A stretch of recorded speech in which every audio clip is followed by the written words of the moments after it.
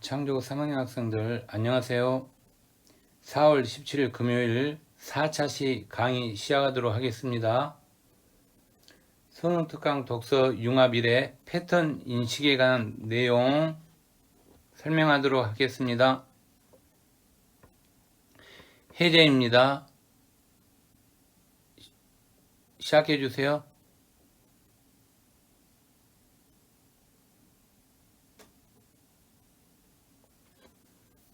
설명드리도록 하겠습니다. 조선전기 유학자는 입장이 어디 있죠? 예, 마음이 있습니다. 마음. 이걸 시인법이라고도 부릅니다. 시인법. 그 다음에 성리학적 심성론의 바탕을 두고 있죠. 자, 조선 후기는 입장이 탈주자학적입니다. 탈주자학. 그 다음에 개성을 강조하고 있죠. 현대에는 컴퓨터의 자판을 통해서 입력하잖아요. 자, 중요한 포인트가 있습니다. 현대는 개성 있는 글씨에 대한 요구나 욕망이 다양하게 나타나고 있다. 포인트 잡기 바랍니다. 특히 손으로 쓴 글씨를 디지털화 필요가 있는데 디지털화는 패턴 인식의 방법이 가능하고 통계적 모집단의 특징을 탐색하면서 패턴 인식 두 가지입니다. 데이터와 추상화의 과정을 거친다. 정리하기 바랍니다. 특히 특징 벡터를 통해서 수학적 특성을 얻을 수 있는데 바로 이것이 손글씨를 분류하는 컴퓨터. 자, 이제 1문단 나가도록 하겠습니다. 자, 1문단 주제 뽑는 시간 30초 드리겠습니다. 시작해 주세요.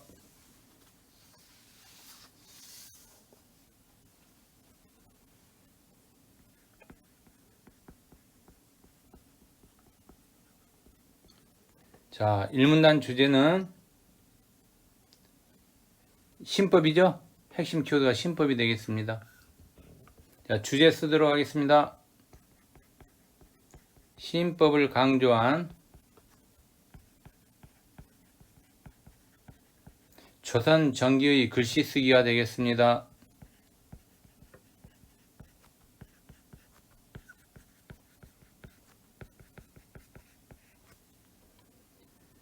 자, 내용 설명하도록 하겠습니다. 자, 전통시대에 글씨를 쓴다는 것은 자, 부호를 통해 내용을 전달한 것 이상의 의미 가지고 있었습니다. 자, 조선 전기 글씨는 심성을 수양하는 대표적인 덕목입니다. 심성. 특히 태계 이항 선생은 신법을 강조했죠. 그러면 신법에 대한 개념 정의 여러분이 알아야 되겠죠. 자, 신법에 대한 개념 정의는 마음을 쓰는 법으로 정리하도록 하겠습니다. 자, 신법에 대한 정의는 마음을 쓰는 법인데 그럼 역발상에서 반대는 뭘까요? 네, 색법이 되겠습니다. 색법에 대한 정의는 색이나 형체를 갖고 있는 현상세계입니다. 색이나 형체를 갖고 있는 현상세계를 색법이라고 합니다. 자, 마지막 이처럼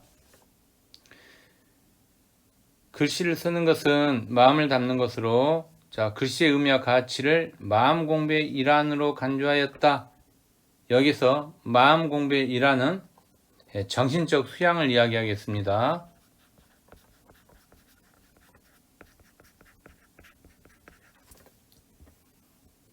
자, 이 문단 보도록 하겠습니다.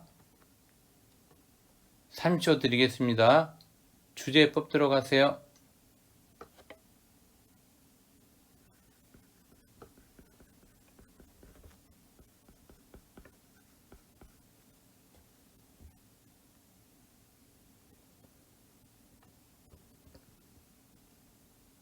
자, 이 문단 주제는 조선 후기의 글씨 쓰기인데 포인트가 있죠. 자, 탈주자학적 사상 여기에 포인트를 두겠습니다. 자, 주제 보도록 하겠습니다.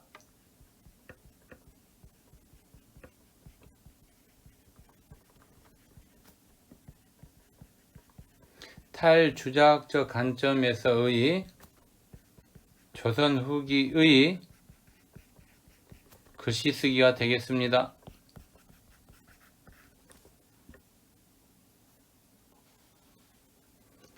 본문 내용 나가도록 하겠습니다. 성리학적 심성론은 조선 전기죠. 자, 조선 후기의 관점은 탈주작적 사상. 특히 이산만이라는 사람은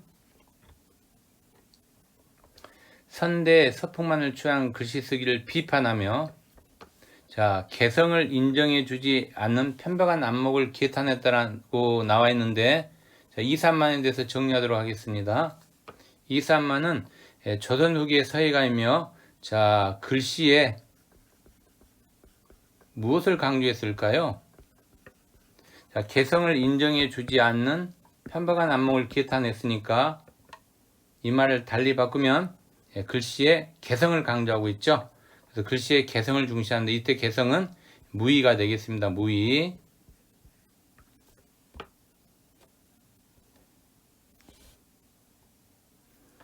자, 또 보도록 하겠습니다. 자, 인위적인 솜씨를 자랑하겠는가? 그 다음에 글씨의 본질을, 자, 인위적인 것이 아니라, 자, 무의에 있다고 강조하고 있죠. 무의. 자, 특히 주제적인 개성의 발현에 포인트를 두고 있습니다. 바로 이 부분이 조선 후기 글씨 쓰기의 관점이 되겠습니다. 자, 3문단 보도록 하겠습니다.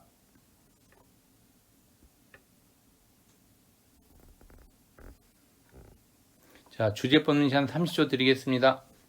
시작해 주세요.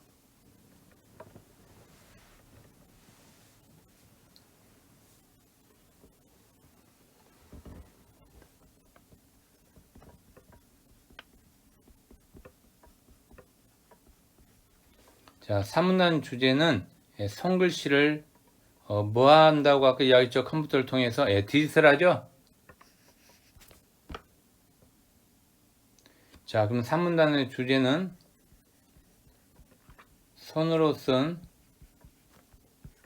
글씨를 디지털화할 필요성.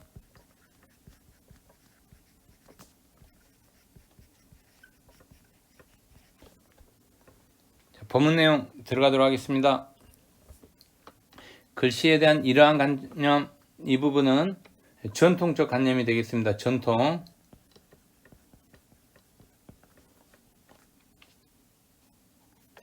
자, 현대의 글씨에 대한 설명을 하고 있죠. 자, 현대의 글씨는 컴퓨터를 자판으로 입력한 것이 대부분이기 때문이다. 이 부분은 글씨 쓰기에 대한 관념이 변화된 이유죠. 즉, 손글씨를 어떻게 한 거죠? 디지털화 했다는 이야기입니다.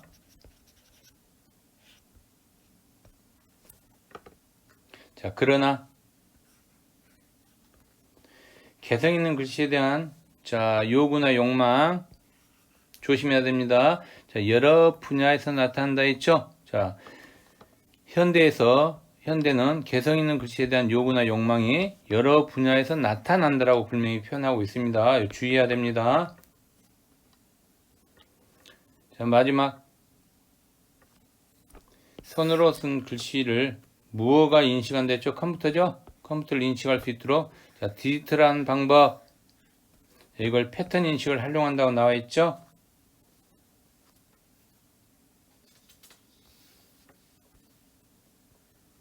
자, 네 번째 문장 보도록 하겠습니다. 자, 주제 뽑는 시간 3초 드리겠습니다. 시작해 주세요.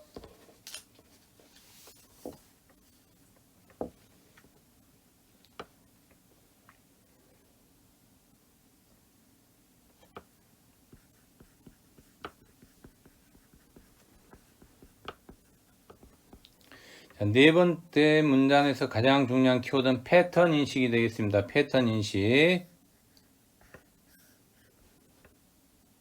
자, 주제 쓰도록 하겠습니다. 특징 탐색과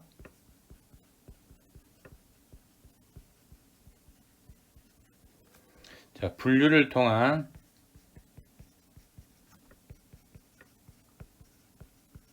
패턴 인식. 자, 여기서 포인트는 코인스 COINS죠. COINS에 대해서 반드시 알아야 됩니다. 자, 이거 분류라고 했어요. 분류. 자, 분류에 대한 개념 정의는 여러분이 내리고 와야 됩니다. 자, 정리하도록 하겠습니다. 분류. 사물을 공통되는 성질에 따라 종류별로 나눈 거죠. 자, 분류에 대한 정의를 내렸습니다. 이제 내용 설명 들어가도록 하겠습니다.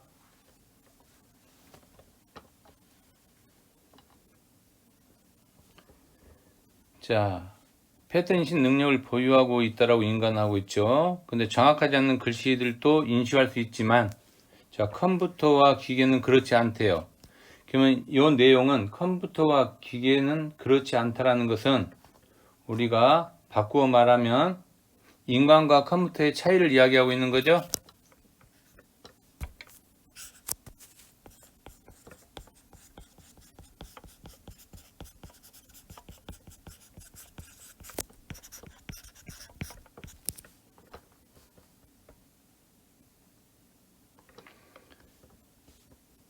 자, 그다음 패턴 인식은 모집단, 측정이나 조사에 대해서는 집단 전체를 모집단이라고 부릅니다. 그럼 모집단의 구성 요소.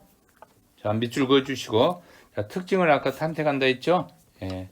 그래서 이제 분류하는 걸로 간주할 수 있다. 자, 예를 들어, 자, 이 부분은, 자, 특징을 활용한 분류의 예인데, 제가 여러분에게 안성이라는 단어를 가지고 한번 분석을 해보겠습니다. 특히, 열린 곡선을 C라고 부르고, 닫힌 곡선을 O라고 부르고, 수직선을 I, 그 다음 사선을 N, 그 다음에 두 개의 열린 곡선 S라고 좀 분류한다고 했습니다. 자, 하나 예를 들겠습니다. 여러분 직접 풀어보기 바랍니다. 자, 안성. 자, 안성을 가지고 특징을 활용해서 한번 분석해 보기 바랍니다. 수평액과 수직액과 닫힌 곡선, 그 다음에 사선 및 역사선 가지고 한번 분석해 보세요. 자, 시간 30초 드리겠습니다. 시작해 주세요.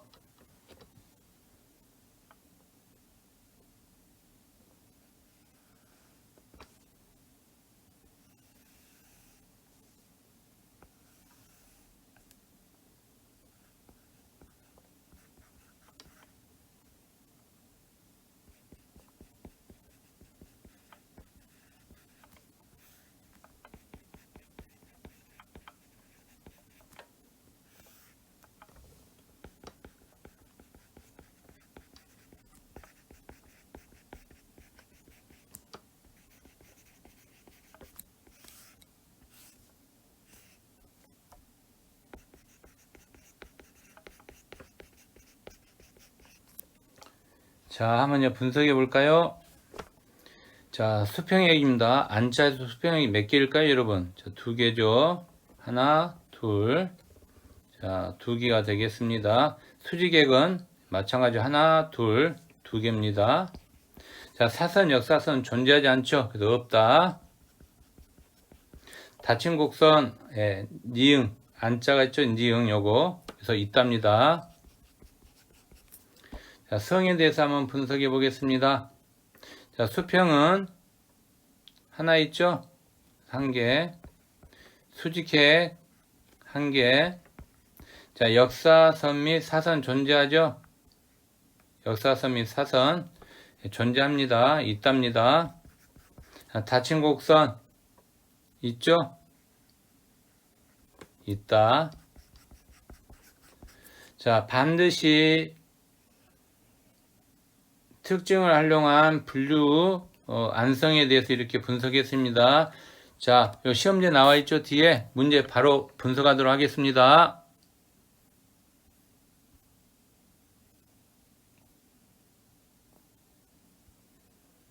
자, 문제 3번 보도록 하겠습니다. 자, 문제 3번. 직접 풀어보기 바랍니다. 푸는 시간 드리겠습니다. 3초. 시작해 주세요.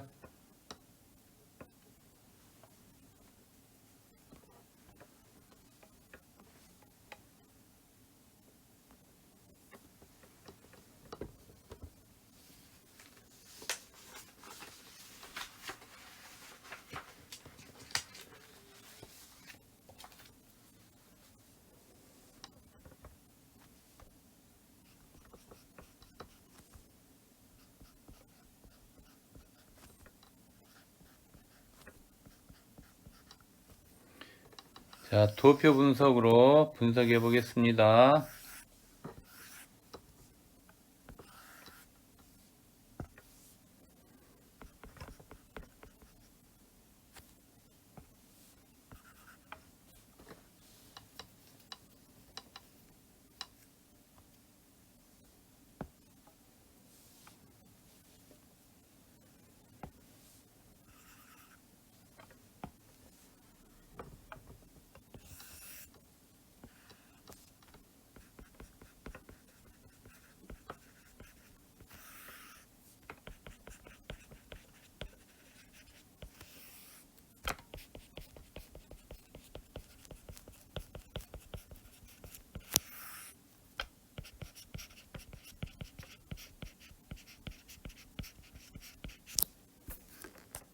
자, 한번 찾아볼까요, 여러분?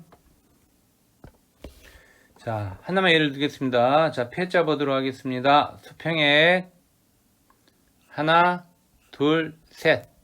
세 개죠? 수직액 하나, 둘, 셋, 넷. 네 개가 되겠습니다.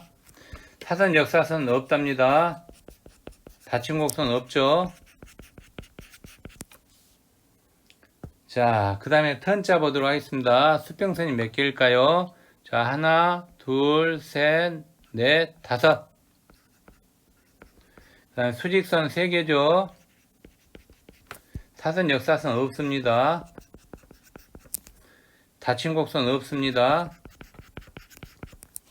자, 인자 보도록 하겠습니다. 수평액 1개입니다. 수직액 2개죠. 그 다음에 사선, 역사선 없습니다. 닫힌 곡선 1개죠. 저기 닫힌 곡선 있죠? 있다. 식자 보도록 하겠습니다. 수평액 1개입니다. 수직액 2개. 사선, 역사선 있죠? 사선, 역사선 있습니다. 있다. 닫힌 곡선 없죠? 없다. 자, 이제 문제 분석하도록 하겠습니다. 답은 2번이 되겠습니다. 자, 수직액이 4개 있는가? 자, 4개라면 찾아보기 바랍니다. 여기 있네요. 그죠? 예, 그러면 패자와 답이 되겠습니다. 자, 그 다음에, 수직액이 4개 있는가 해서 아니오로 가서, 자, 예할 때는 턴입니다. 예할 때 턴인 경우는, 자, A번 보니까 수평액이 4개 이상인 경우. 자, 어디 있죠, 여러분? 수평 4개 이상인 경우, 5개 턴에 있습니다. 그래서 이 부분에 A 부분은 수평이 4개 이상 있는가가 맞겠습니다. 자, 그 다음에 사선 및 역사선이 있는가? 사선 및 역사선이 있는가? 자, 이 부분은 여러분이 사선 및 역사선이 있는가? 이 부분은 자, 예했을 때 사선과 역사선이 있는 경우는 예했을 때 자, 식밖에 없죠? 있다. 사선 역사선이. 이 부분은 식이 되겠습니다. B번은. 자, 그 다음에 아니오했을 때 아니오했을 때 이제 남은 게 뭐예요, 여러분? 남은 게 자, 인밖에 없죠? 자, 여기는 닫힌 곡선이 있다예요. 닫힌 곡선이 있다. 그 다음에 인밖에 없죠? 그래서 자, 이 부분은 인이 될 거고, 여기는 C는 닫힌 곡선이 되겠습니다. 되게 쉽죠, 여러분? 문제 찾는 거. 그래서 항상 이런 문제 풀 때 아까 안성도 제가 분석을 해줬지만 이렇게 도표를 그려서 일단 분류시킨 다음에 답을 찾으면 아주 쉬워지겠습니다. 자, 다시 법문 지문으로 들어가겠습니다.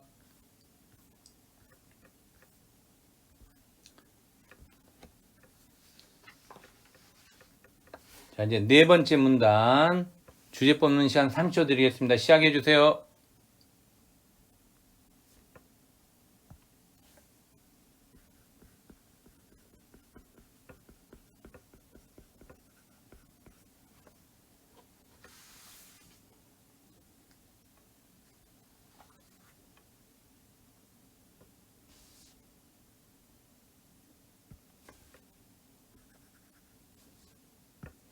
자, 네 번째 아니라 다섯 번째 문단이죠. 자, 다섯 번째 문단 주제 보도록 하겠습니다. 자, 다섯 번째 문단에서 제일 중요한 키워드가 뭘까요, 여러분? 세 개가 나오죠? 예, 한번 보도록 하겠습니다. 분별력, 그다음 계산의 복잡도, 그 다음에 차원의 저주죠? 여기서 차원의 저주가 가장 중요한 키워드가 되겠습니다. 자, 주제 쓰도록 하겠습니다. 특징의 분별력과 차원의 저주.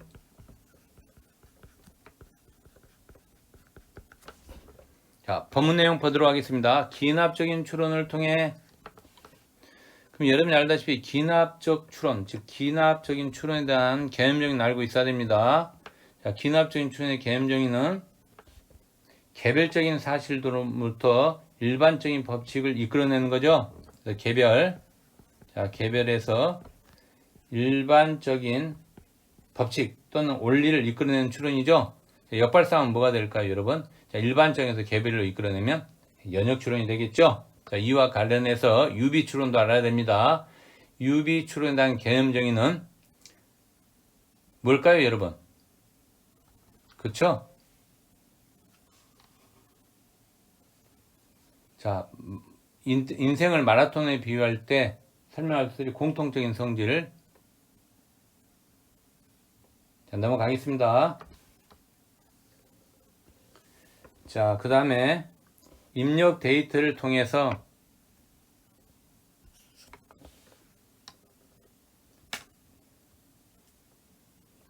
통계적 모집단 중 하나의 연관치로 상대적 가능성을 추정한다 했죠. 그래서 요 상대적 가능성을 추정한다, 요 지문까지. 자, 바로 이 부분이 컴퓨터 패턴 인식 방법이 되겠습니다.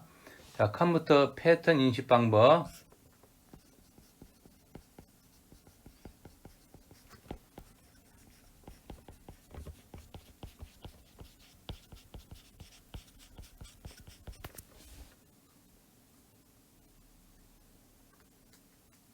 즉, 새로운 데이터를 기존 데이터와 비교해 판단할 수 있죠.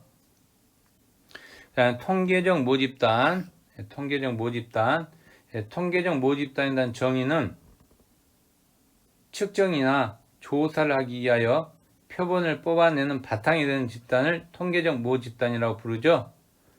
자, 정리됐을 걸로 생각하고, 그 다음에 이제 분별력, 이 부분을 보도록 하겠습니다. 특히, 자, 서로 다른 특징을 버릴 수 있도록 입력된 데이터를 분류하는 데 유리하다.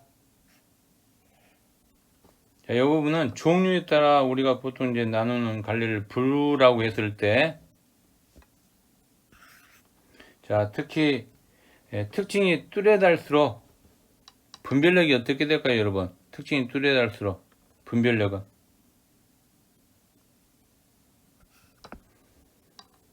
커진다는 이야기죠. 그 정도는 여러분이 알고 있어야 됩니다. 자, 기존에 입력된 데이터를 이거 조심해야 됩니다, 여러분. 자, 기존에 입력된 데이터에서 자, 특징을 추출한다. 특징 추출. 자, 특징 추출할 때 시도가 너무 적거나 자, 데이터를 특징 지을 수 없다라고 표현했잖아요. 반면에 역발상입니다. 반면에 자, 그럼 이제 자, 특징을 추출할 때 이제 많이 복잡해지면 계산의 복잡도를 증가시켜서 처리에 부담이 될 수 있다. 이렇게 정리하고 있죠. 자, 이 내용만 가지고는 여러분이 잘 알 수 없습니다. 자, 지금부터 이제 제가 여기다가 하나의 흐름을 잡아주도록 하겠습니다. 자, 중요합니다. 차원의 저주.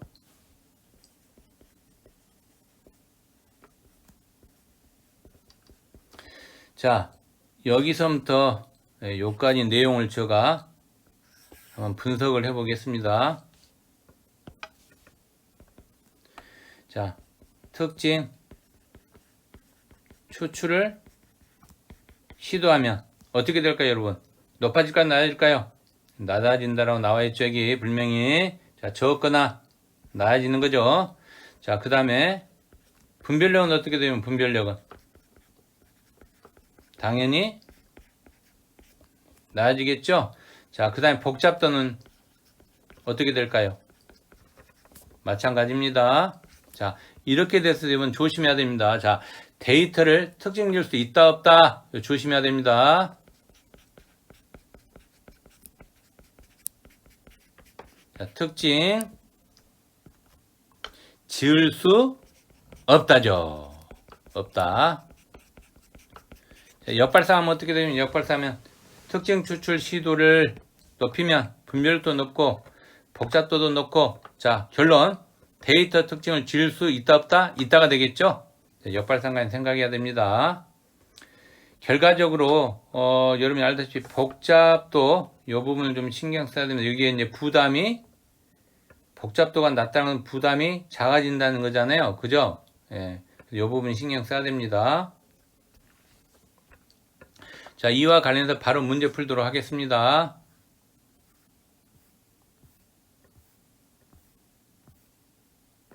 자, 5번 문제입니다. 한번 풀어보기 바랍니다. 시간 3초 드리겠습니다. 시작해 주세요.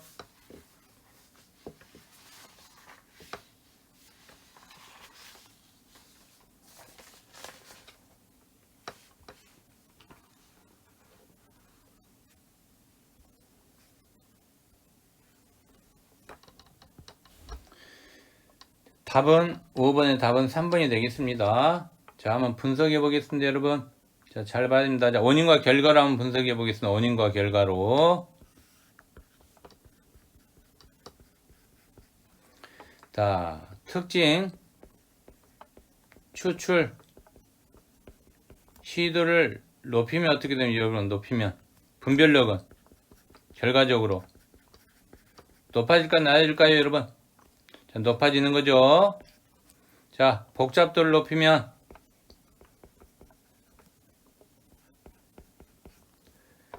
자, 데이터의 특징이 어떻게 되면 데이터 특징 지을 수 있다요 없다요 여러분? 있다가 되겠죠. 조심해야 됩니다.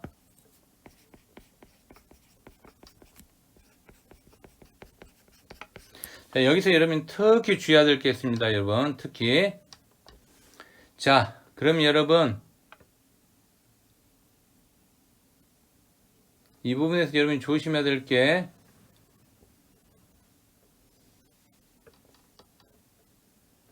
자, 요 분별력이 조심해야 한다. 분별력. 다른 말과 부담이라 할 수 있죠. 그래서 부담은 어떨까요, 여러분? 부담은 커지죠? 그러면 딜레마가 생기겠죠, 여러분. 반대가 되면 이상적인데 요 신경 써야 됩니다. 자, 다시 한번 정리하도록 하겠습니다. 자, 이제 계산의 복잡도 자, 낮아지면 즉 최소화된다는 거죠. 최소화요, 최소화. 자, 그 다음에 분별력은 어떻게 되면 분별력 높이는 거죠. 높아지면 자, 이랬을 때 여러분 자, 차원의 저주가 어떻게 될까요? 차원의 저주가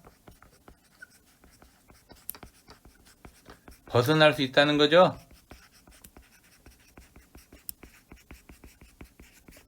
자, 이제 결론 짓습니다, 여러분. 결론. 자, 중요한 포인트가 되겠습니다. 결론. 자, 계산의 복잡도 B번입니다. B와 그 다음에 분별력이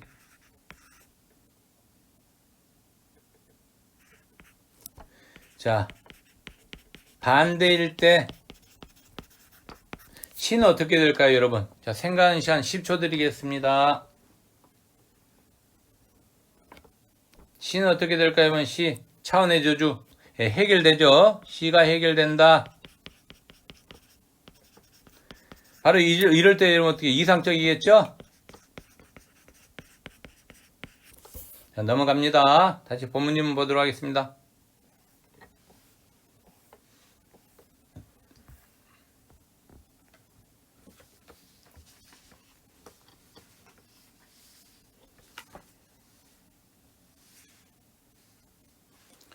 자, 6번째 문단, 그 다음에 7번째 문단 여러분이 같이 주제를 뽑아야 됩니다.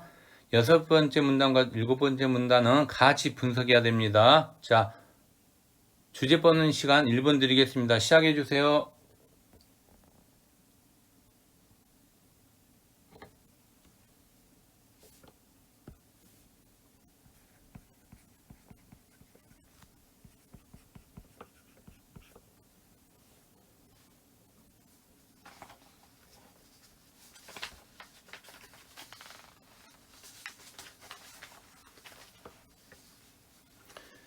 자, 6문단 주제 보도록 하겠습니다. 6문단에서 가장 중요한 포인트는 요 특징 벡터죠, 여러분. 특징 벡터. 자, 이거 특징 벡터.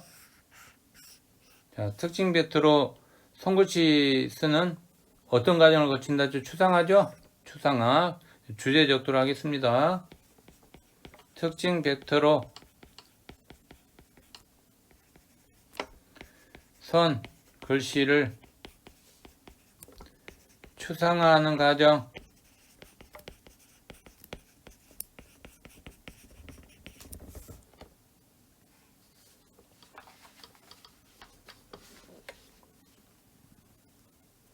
자, 그 다음 7번째 문단 보도록 하겠습니다. 자, 7번째 문단에서 가장 중요한 것은 여러분이 알다시피 수학적 특성이 되겠습니다. 수학적 특성을 통한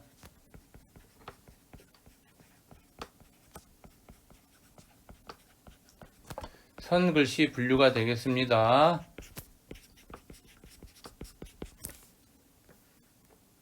자, 이제 6번째 문단 분석하도록 하겠습니다.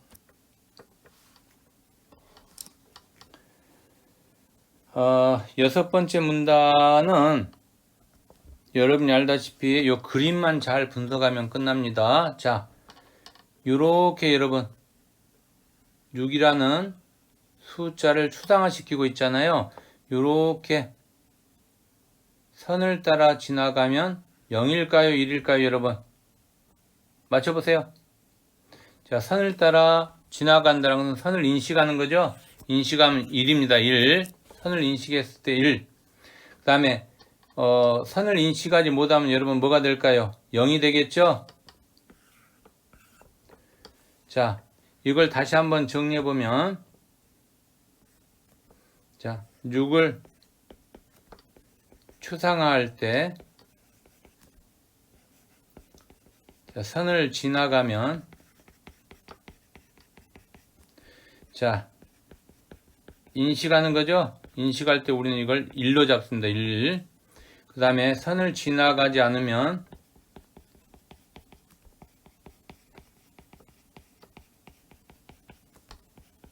인식할 수 없는 거죠?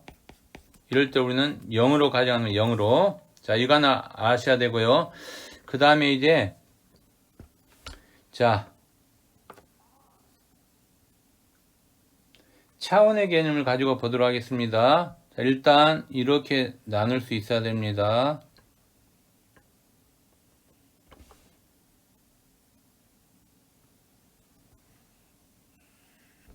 자, 여기 처음 시작하는 부분이 여러분 x 뭐가 될까요? 1이죠?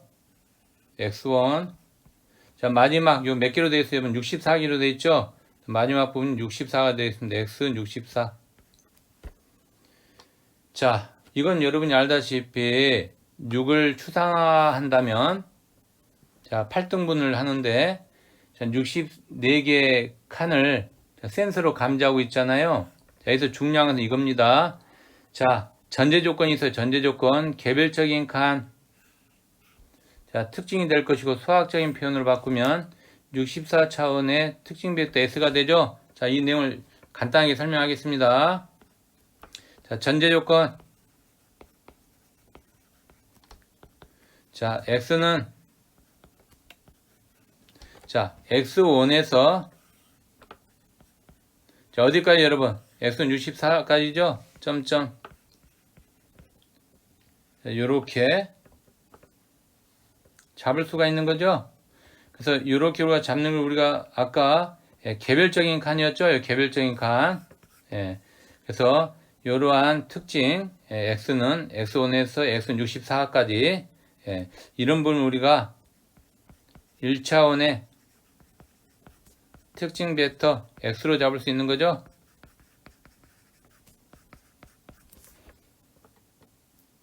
자, 이제 7번째 문단 정리하도록 하겠습니다. 7번째 문단은 마찬가지입니다. 자, 여기서 신경 써야 돼요.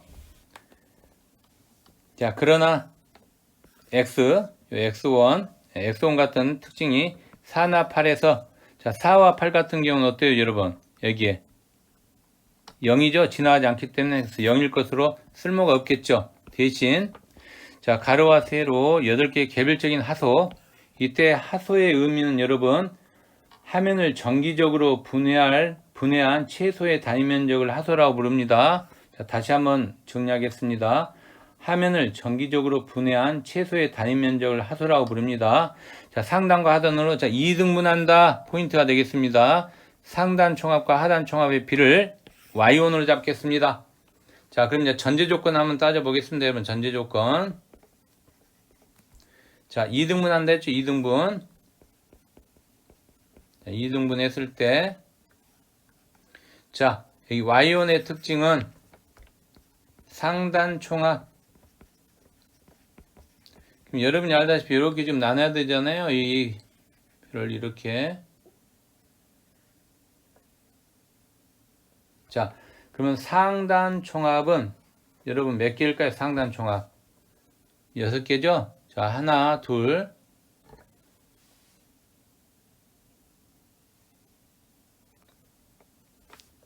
자, 셋, 넷, 다섯, 여섯 개죠? 그래서 6개가 나옵니다. 상단 총합이. 그래서 상단 총합 6개고, 자, 그 다음에 하단 총합 몇 개일까요, 여러분? 한번 맞춰보세요. 그쵸? 다 개수를 이렇게 쉬면 18개가 나오는 거죠? 이렇게. 자, 이걸 우리는 특징, 뭘로 잡았어요? 뭐, Y1으로 잡았죠? Y1. 이렇게. 자, 그 다음에 이제 또 좌단과 우단을 2등분하여 자, 좌단 총합과 우단 총합의 비를 Y2, 특징 Y2로 보고 있죠? 그래서 이 부분을 또 정리하도록 하겠습니다. 자, 좌단 총합. 자, 몇 개일까요? 좌단 총합은. 자, 이 부분이 되겠죠? 좌단 총합. 자, 몇 개일까요? 14개죠? 14개. 신경 써야 됩니다. 자, 그 다음에 우단 총합이 되겠죠? 자, 우단 총합은 여러분 몇 개일까요? 한번 세볼까요? 하나, 둘, 셋, 넷, 다섯, 여섯, 일곱, 여덟, 아홉, 10개죠? 요렇게. 자, 그럼 이제 특징 Y2가 되는 거죠? 자, 요렇게 해서 이제 여러분이 2차원의 자, 뭐가 되는 2차원의 특징 벡터가 되는 거죠?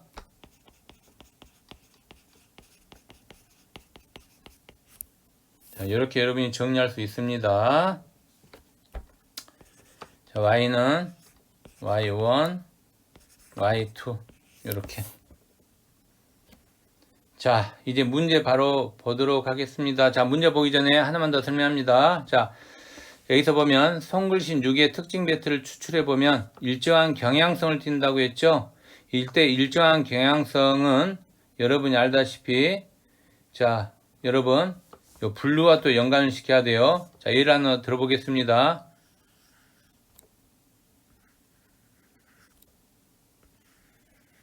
여러분 어때요?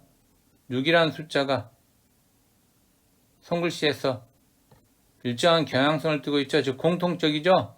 그래서 이 공통적으로 이렇게 우리가 구분할 수 있죠. 이런 걸 일정한 경향성이라고 부릅니다. 자, 이제 문제 풀도록 하겠습니다.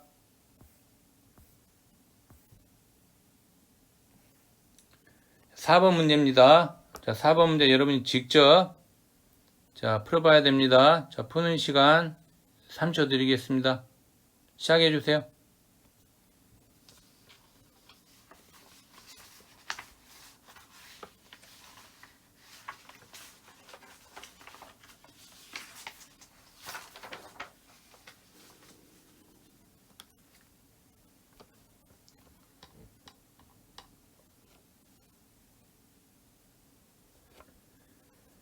자, 이번 답이 몇 번일까요?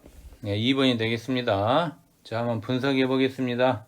아주 쉬워요, 여러분. 자, 일단 요렇게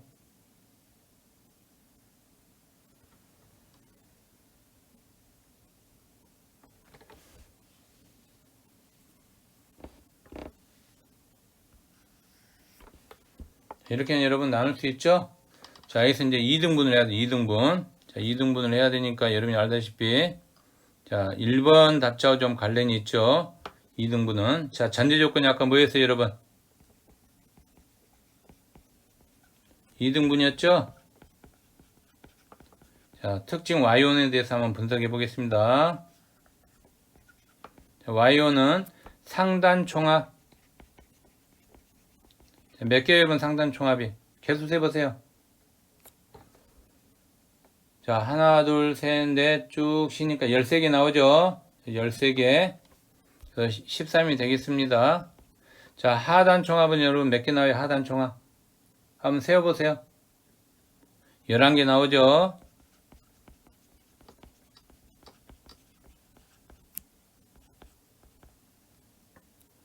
자, 그 다음에 이제 Y2에 대해서 정리하도록 하겠습니다. Y2는 여러분이 알다시피 자단 총합이죠? 자 쪽에는 총합, 자단 총합. 자, 자단 총합 하면 몇 개 나오죠, 여러분? 개수 한번 세보세요. 10개 나오죠? 자, 그 다음 우단 총합 세어보세요. 14개 나오죠? 자, 다시 한번 정리하면 이렇게 되겠네요.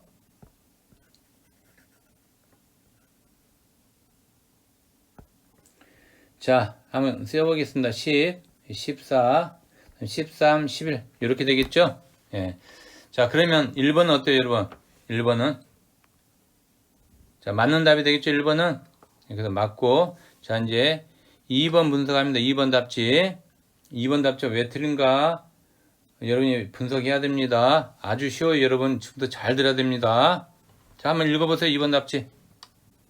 Y1을 1보다 크다고 하면 자, 그러면 여러분 기준이 여기 1이 있죠, 1. 자, 1보다 크다고 하면 자, 3과 7을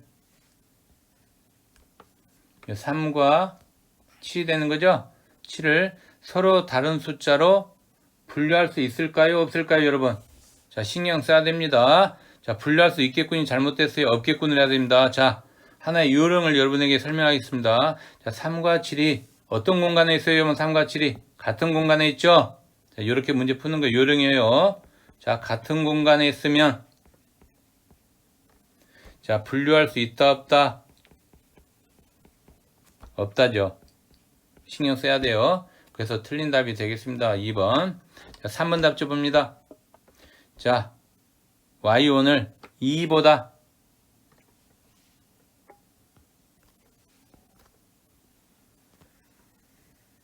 자, 2보다 자, 작다고 하면 자, 6과 7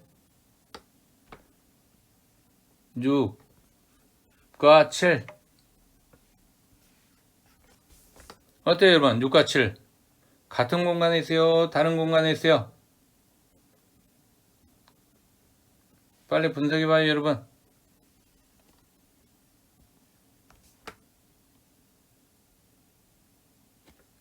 자, 같은 공간에 있으면 분류할 수 없죠? 그래서 분류할 수 없겠군이 맞는 답이 됩니다. 분명히 같은 공간에 있습니다. 그래서 분류할 수 없다라고 했죠? 그래서 맞는 답이 되겠습니다. 자, 4번 답지 분석해보세요. 자, y2죠, 여러분. y2가 1보다 크다고 하면 1이 있죠. 1보다 크다고 하면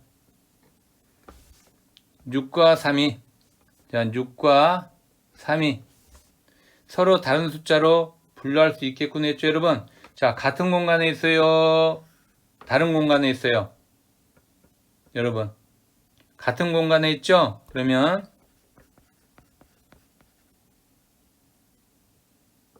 자, 같은 공간에 있어요, 다른 공간에 있어요, 여러분. 여기서 서로 다른 공간이죠? 그래서 같은 공간이 아니고 자, 6과 3은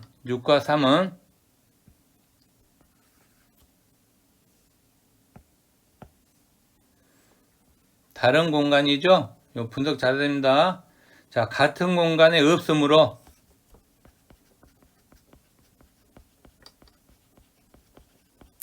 자, 없으므로 자, 분류할 수 있다 없다 있다죠? 동그라미 되겠습니다. 그래서 맞는 표현이 되겠습니다. 분류할 수 있습니다. 자, 5번 답지 보도록 하겠습니다. 1보다 작다고 1보다 작다고 자, 3과 7이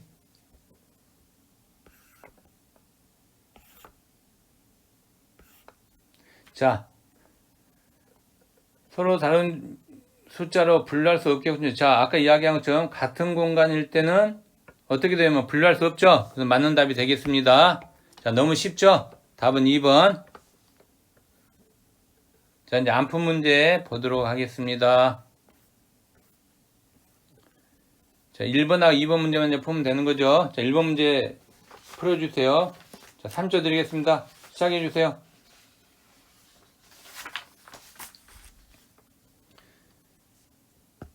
답은 3번이 되겠습니다. 자, 3번이 답인 경우는 여러분 뭐예요? 아까 설명했었죠, 여러분. 자, 컴퓨터 나오면 현대예요, 현대. 자, 요구나 욕망이 아까 여러분 여러 분야에서 나타난다 했죠? 그냥 사라지게 한다는 게 잘못된 거죠? 여러 분야에 나타나는 겁니다. 자, 1번 답지는 6문단에 있습니다. 6문단. 개별적인 칸들이 특징이 된다 했고 특징 벡터로 쓸 수 있다고 했죠? 64개의 칸을 특징으로 삼다면 수학적으로 바꾸어 표현할 수 있고 64차원의 특징 벡터를 표현할 수 있죠. 그래서 맞는 표현이 되겠습니다. 2번 답지 보도록 하겠습니다. 7문단에 있습니다. 자, 기존에 입력된 다양한 모양의 손글씨 6의 특징을 추출해보면 일정한 경향성을 띈다 했죠. 그러니까 수학적인 특성을 통해 컴퓨터 선으로 써서 입력된 숫자를 분류할 수 있는 거죠. 손글씨 패턴을 인식한다. 맞는 표현이 되겠습니다. 자, 4번 답지 2문단에 있습니다. 마음이나 심성이 글씨를 통해 드러나는 신법을 강조했죠. 그래서 조선후기 탈조학적 사상이 대두되면서 뭘 강조했죠, 여러분? 개성 강조했죠. 그래서 맞는 표현이 되겠습니다. 자, 5번 답지인단 6문단에 있습니다. 자, 손글씨 처리 과정은 센서를 사용한다죠. 센서를 사용해 데이터한 특징 벡터라는 수학적인 표현으로 추상화를 거친다 했죠. 그래서 맞는 표현이 되겠습니다. 자, 2번 문제 보도록 하겠습니다. 자, 푸는 시간 3초 드리겠습니다. 시작해 주세요. 자, 2번 문제 풀어보기 바랍니다. 3초 드리겠습니다. 시작해 주세요.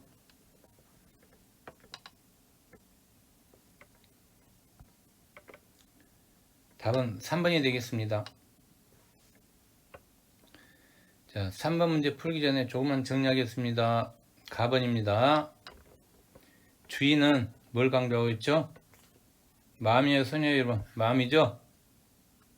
마음을 중시하고 있어요. 마음 중시. 자, 기억하는 내용 중에 어디에 해당돼요, 여러분? 기억이죠? 자, 나번 보세요. 김상숙 씨는 손이죠? 자, 니은에 해당됩니다. 자, 이제 3번 답지 보도록 하겠습니다. 기억은 마음을 중시하고 있고, 그 다음에 나번은 어때요, 여러분? 마음이 바르다고 해도 손이 익숙하지 않으면 안 된다고 했죠? 그래서 바른 마음보다는 손을 익숙하게 하는 것을 강조하는 입장이죠. 따라서 기억은 마음보다 손 재주를 강조하는 입장을 옳지 않다고 여기겠죠. 그래서 맞는 표현이 됩니다. 자, 1번 답지 보도록 하겠습니다. 1번 답지는 여러분이 알다시피 자, 글씨를 통해 개성이 발현된다. 자, 기억이요, 니은이요, 여러분. 니은에 해당되죠? 그 틀린 내용입니다. 2번 답지 보도록 하겠습니다. 2번 답지. 글씨 쓰는 것을 심성수양의 덕목으로 봤죠? 그래서 가와 같이 마음의 상태에 따라 글씨가 쓰일 것이라고 생각한 거죠? 근데 여기서 평가하는 것은 옳지 않다고 했으니까 이거 잘못된 겁니다. 3번 답지 보도록 3번 답지는 맞는 답이고 4번 답지 보도록 하세요. 자, 니은은 글씨의 번지를 무의로 봤죠? 선대서풍을 추정하는 태도를 비판했잖아요. 그래서 선대서풍을 답습에 마음의 안정된 상태를 이유래 하지 않을 것이죠. 근데 여기 어때요? 이룬다고 했죠. 그냥 잘못된 내용이 되겠습니다. 5번 답지 보도록 하겠습니다. 니은은 글씨에 개성이 담겨야 된다 했잖아요. 무의를 강조했고 니은의 글씨를 익혀 완성하는 방법으로 인정인 솜씨를 강조할 것이라는 반은 적절치 않죠. 솜씨를 강조하다 잘못된 내용이 되겠습니다. 2번의 답은 3번이 되겠습니다. 수고하셨습니다.